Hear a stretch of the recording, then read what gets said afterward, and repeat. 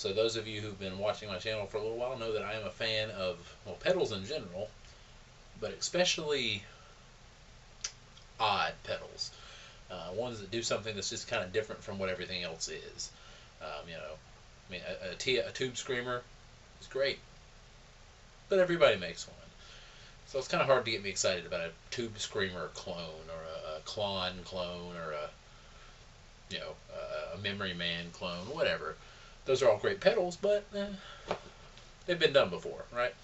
So today we're going to be looking at something pretty darn cool that I got a little while back, a month or so ago, I think, probably less than that, because it's something that I'd never really seen before, and I just thought it was really wicked cool, and it was on sale, so I bought it.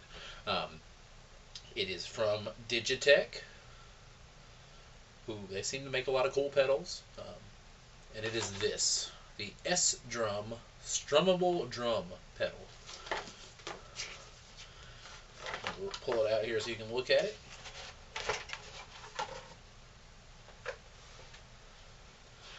You see here, it's got a nice enclosure. It is, I guess it's kind of a offshoot of the trio pedals. I think that this actually came after, but be that as it may. What it is essentially a drum machine that you can use your guitar or your bass to sort of strum in the drum beat, basically by you muting the strings and then strumming them. Your low E, or whatever your low string is, acts as a bass kick, and then your highest string acts as your snare. So you sort of strum out the beat that way, and then this thing will fill in all of the in the manual it says right hand elements, but like your hi-hats, your cymbals, or your ride or toms or whatever is keeping that other beat, it'll fill that out automatically based on what you set things at. It has different intensities for each part. You can do up to 3 parts. It has different intensities for each part. It has different intensities for the right hand part. It has different elements where you can pick whether it does, the hi-hat or the ride or the toms, or depending on which style, you can have it actually do like tambourine and stuff, because it's got a percussion and it's got 5 different styles. You can do, for each style, you can do simple, intermediate, or busy as far as the kick and the snare, where it'll do either just straight what you put in, or put in some extra notes, some little ghost notes. You can do the straight or swing feel, and then it's got 3/4 or 4/4 timing, and you set all of that. Then you can change it after you record in your beat and change it how you want. You got a master tempo there that can change the tempo, so you can, if it's a really complicated thing, you can record it really slow and then speed it up. You've got your level here to set the output level. You've got pads here you can use to actually do, if you don't want to strum them in, you can just tap them in like that. Then you've got a guitar in and a foot switch in, which this came with a foot switch. It's over there. And then you've got an amp out if you're running just straight to an amp. And then it's also got a stereo mixer out. And then you've got a USB to do any sort of firmware updates. So we're going to hook it up, and we're going to show you how it works a little bit, create a couple of drum beats, show you how easy it is. Alright, so here you can see the setup. We've got our PV grind bass running into the SDrum, the SDrum running into the katana here, and the katana running into the interface. So, alright, so here we are. First thing we're going to do is we've got to make sure we're on an empty song, because you can store up to 36 songs on here. So let me do that real quick. Okay, we're now on an empty song. And we're going to do what they call audition it, which is sort of teaching it how it sounds. So you can set up each guitar. It'll respond a little differently.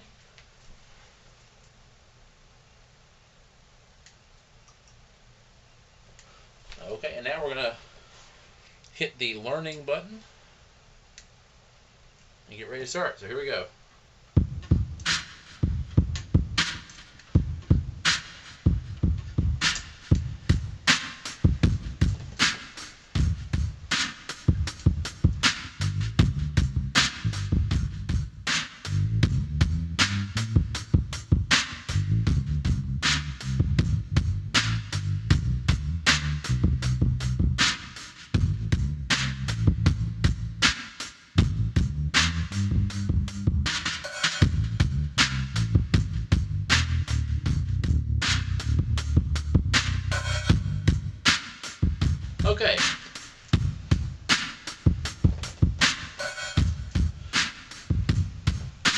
So you can see there, we've got our drum beat going, working fine. Now it automatically creates a chorus part as well. So we'll hit the chorus button there, and it goes straight to the chorus, and it gives it sort of the same beat, but a different feel. Very cool.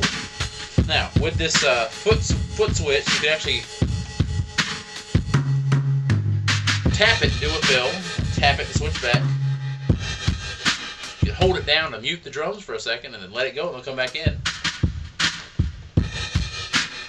And then, as I said, on the control actually on the thing, you can change the style. So let's go to the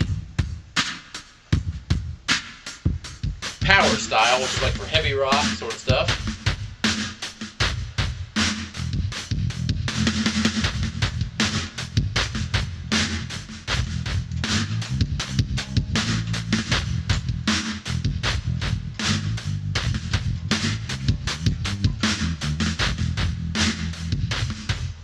And then again, it changes both parts.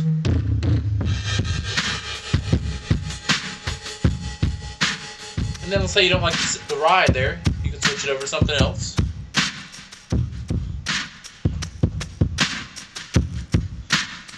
You change the timing of the right hand.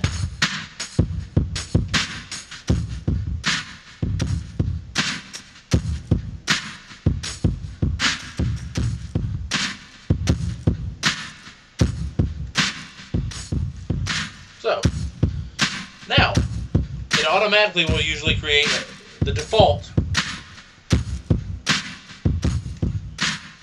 The default is that it automatically creates you a verse and a chorus.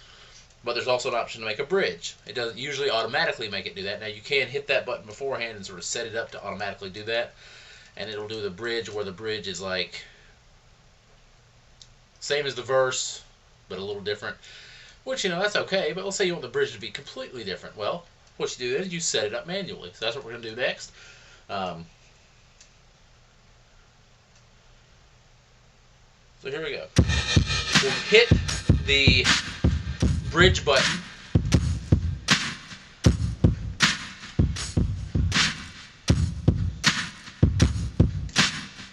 Once we stop it, we'll hit the bridge button. And then we'll go over to our we'll hit the bridge button. It gives us a metronome, right?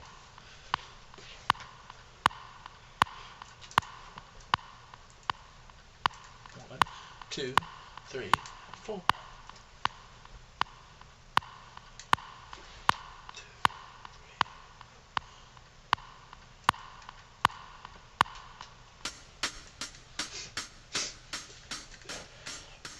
Now what I've done there is I created a chord or a bridge part that has no kick or no snare.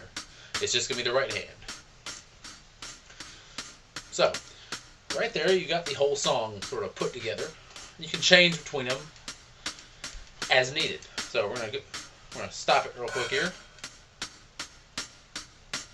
To stop it, you just hold down the main foot switch, and you can let the crash at the end ring out, or you can abruptly cut it off depending on if you keep holding the switch down or let it go. Alright, so now what I'm going to do, just for the fun of it, I'm going to go through the entire song that I've sort of created here, and I'll just play a little bass line along with it. We'll go, you know, verse, chorus, and bridge, or something like that.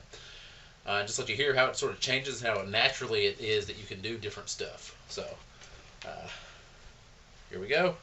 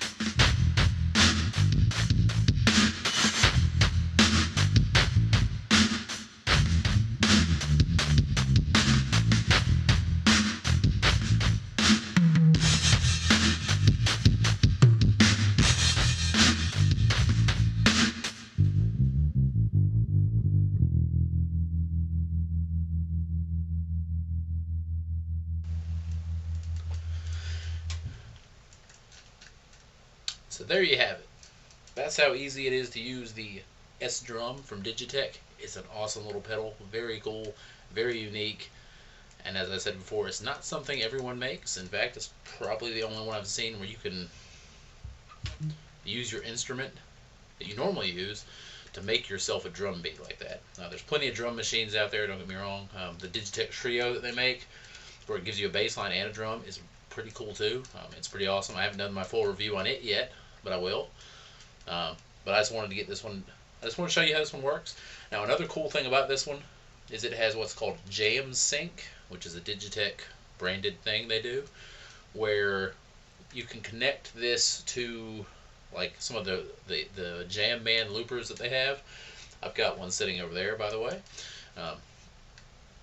But you can connect this to one of those loopers, or to, I think it's mainly just their loopers, and it will sort of slave mine them together, where the